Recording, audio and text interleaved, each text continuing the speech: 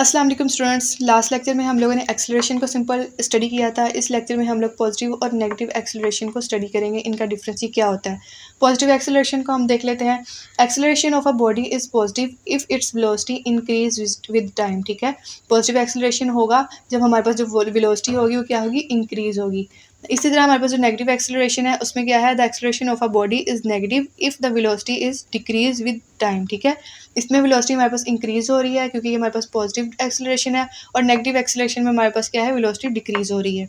इसी तरह हमारे पास the direction of the acceleration is the same in which the body is moving without changing in the direction. ठीक है, जिस डायरेक्शन में बॉडी मूव कर रहा है उसी डायरेक्शन में उसका क्या होगा, एक्सेलरेशन होगा। उसी को हम क्या बोलते हैं, पॉजिटिव एक्सेलरेशन बोलते हैं। इसी तरह हमारे पास जो नेगेटिव एक्सेलरेशन है, the direction of the acceleration is opposite to the direction in which the body is moving. ठीक है, एक डायरेक्शन में बॉडी मूव कर रहा है, जो उसका एक्सेलरेशन होगा वो क्या होगा, उसकी ऑपोजिट डायरेक्शन में होगा।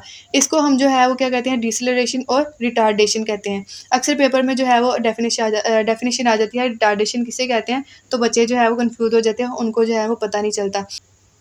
नेक्स्ट टॉपिक हमारे पास है ग्रेविटेशनल एक्सेलरेशन। क्या होता है, इसकी डेफिनेशन हम पढ़ लेते हैं। The acceleration of a freely falling body is called gravitational acceleration. इसकी एग्जांपल हमारे पास है, जब हम लोग पिसा टावर से किसी भी ऑब्जेक्ट को हम लोग नीचे फेंकते हैं तो ज़मीन क्या करती है, उसको ग्रेविटी की वजह से अपनी तरफ खींचती है।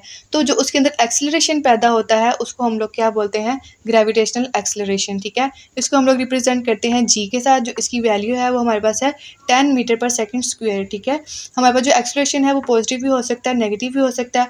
अगर जो बॉडी है वो ऊपर से हम लोग उसको नीचे को गिरा रहे हैं तो उसके अंदर जो एक्सेलरेशन होगा वो पॉजिटिव होगा, क्योंकि वो उसको ग्रेविटी की तरफ मूव कर रहा है। इसी तरह हमारे पास जो हम लोग उसी एक बॉल को हम लोग ऊपर की तरफ फेंकते हैं तो हमारे पास जो एक्सेलरेशन होता है वो नेगेटिव होगा, क्योंकि वो क्या है, ग्रेविटी के ऑपोजिट साइड पे मूव कर रहा है। तो ये था हमारा आज का लेक्चर। अगर आपको हमारी वीडियो पसंद आई हो तो हमारी वीडियो को लाइक करें और हमारे चैनल को सब्सक्राइब करें, ताकि हमारी हर आने वाली इन्फॉर्मेटिव वीडियो आप तक पहुंचती रहे।